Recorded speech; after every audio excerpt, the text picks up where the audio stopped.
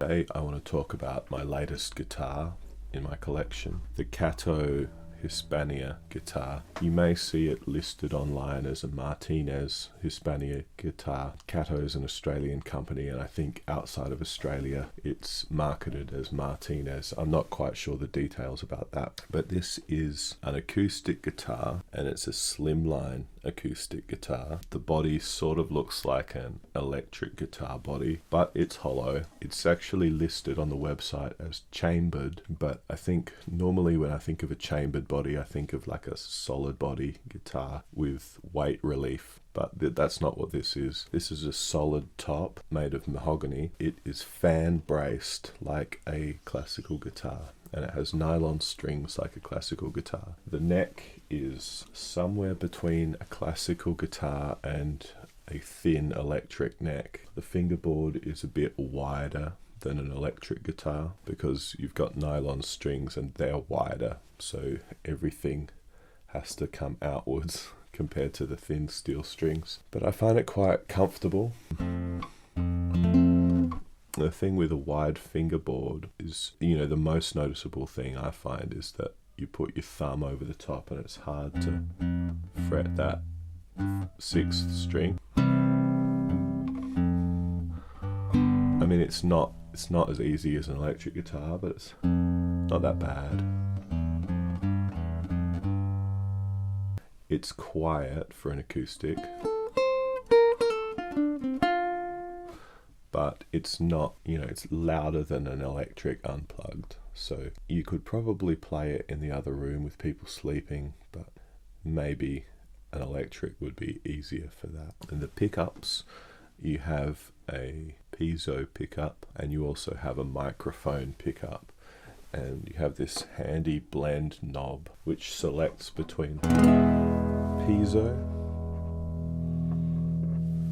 and microphone, depending on your amp or whether you direct to the interface on your computer. You may decide which of those pickups sounds better to you, but you can blend them. They don't sound extremely different, but you can tell the difference because the microphone picks up the tapping. You see? Tapping, tapping, tapping, tapping, tapping, tapping. And I find that the piezo has a certain sound that is like an unmistakable sound when you have a guitar that has a piezo pickup in it. Sometimes I don't like it, sometimes I do like it. But one of the things that you hear a lot with the piezo is when you do a glissando, the sound of the note going over the fret really comes through with a piezo pickup. It's sort of like a buzzy sound, whereas you play that with the microphone.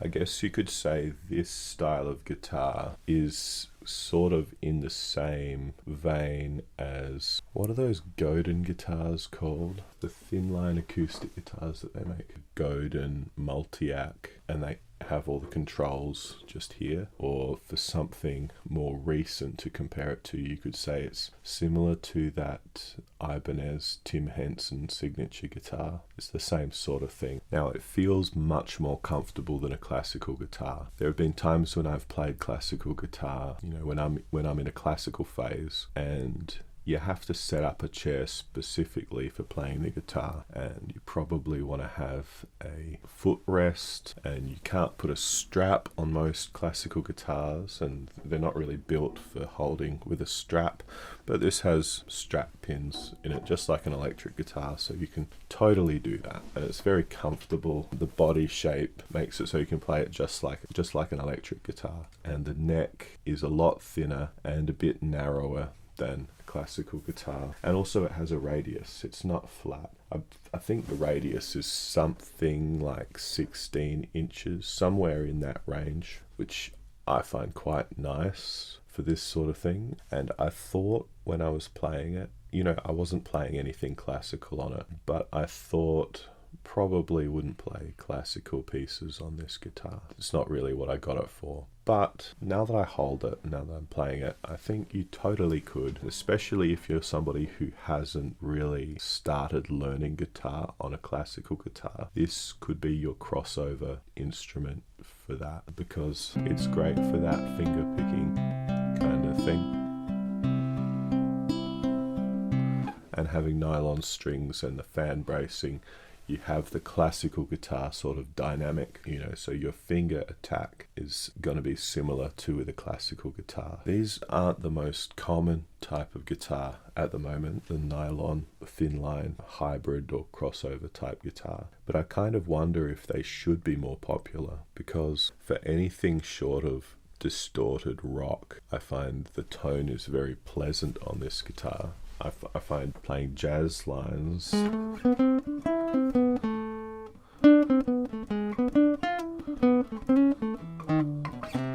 you can play very dynamically with a pick on this guitar. I like that. And you can play like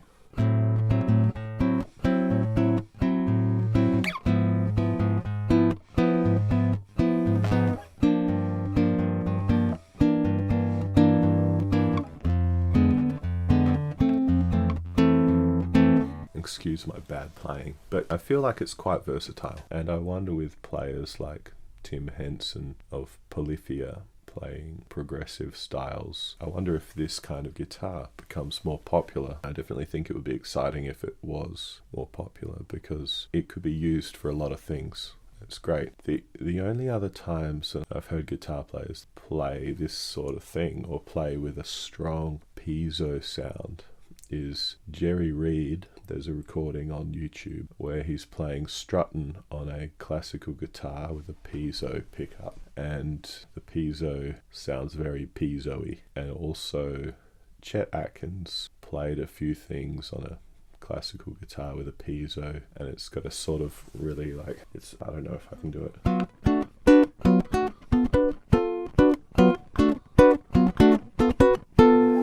You know, it's got that sort of buzzy, characteristically piezo pickup sound. It doesn't sound very natural. Everything has effects on it, and everything has distortion and compression. A piezo is just another kind of compression sound. So I don't see any reason why the piezo sound couldn't become less of a niche sound and more of a mainstream guitar sound. So I actually sold a lot of my artist guitars instruments that I had, not because I don't like them. In fact, I really liked almost all of them, but I wasn't playing all of them, and they were just sort of taking up space. So I sold a whole bunch of my artist guitars, and then I got this one, which is a Katoh, so it's not an artist guitar's guitar, because I wanted something that was more functional for my lifestyle at the moment. I want to be able to play really quietly. I still want to be able to amplify, but I also still want to be able to play acoustically. And I want to be able to finger pick. I want to be able to flat pick. So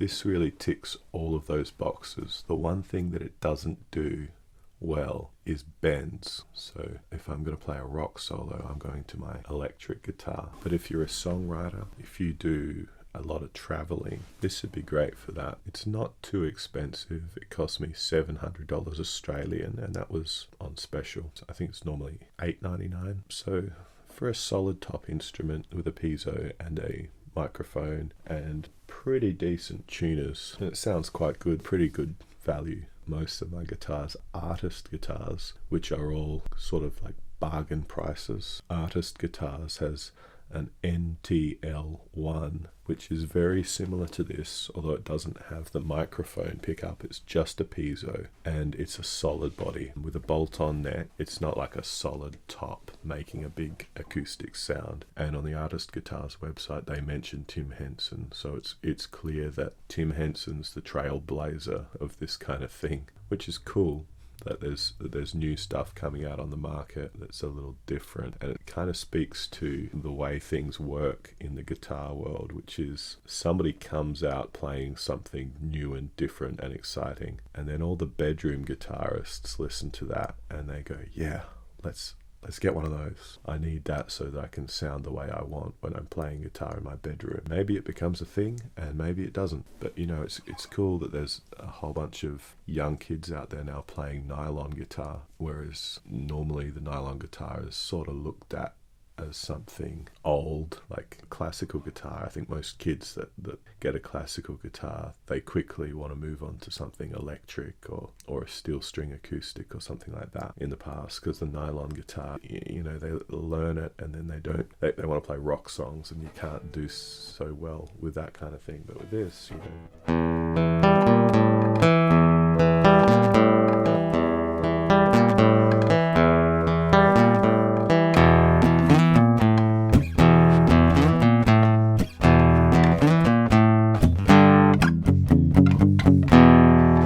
if you're going to play power chords on a classical or a nylon string guitar, this kind of thing would be your best bet at getting away with it. Now, as for construction quality, overall I'd say this is pretty good. There are some fret ends, you can feel them.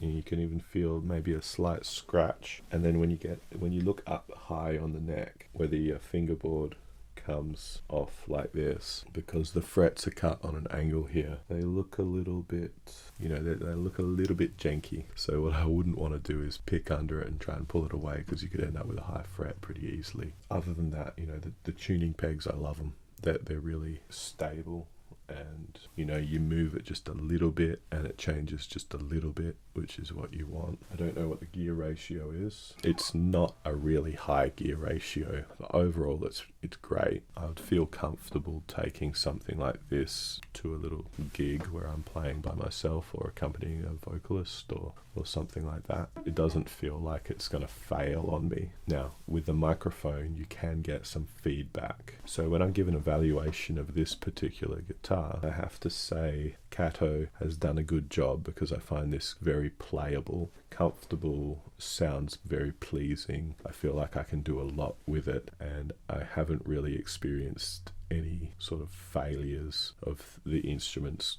quality. I did experience a little bit of feedback plugging it into the amp, but the feedback I had was with a microphone. For plugging it into the audio interface on your computer and recording, it's great for that. And I believe it has a USB port here, which you can use to record straight into your computer, I think, even if you don't have an audio interface, which is great. I can speak generally about any guitar that's like this, and there are a few out there. So I hope you enjoy listening to me ramble about my new guitar. I'll catch you in the next video.